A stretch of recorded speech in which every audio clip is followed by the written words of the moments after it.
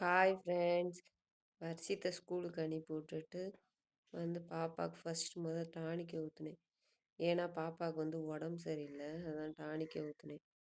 டானிக்கை ஊற்றிட்டு தூங்க வச்சுட்டு, ஏன்னா அவளுக்கு ரொம்ப முடியல, அதான் தூங்க வச்சுட்டு விளாட் ஜாமான் ஃபுல்லாக தம்பியும் பாப்பா விளாண்டு போட்டிருந்தாங்க. அந்த விளாட் ஜாமானை ஃபுல்லாக எடுத்து வச்சுட்டு வீடை ஃபுல்லாக நல்லா சுத்தமாக கூட்டி விட்டேன். ஏன்னா அப்போ தான் அவங்க எடுத்து விளாண்டுறது போதும்.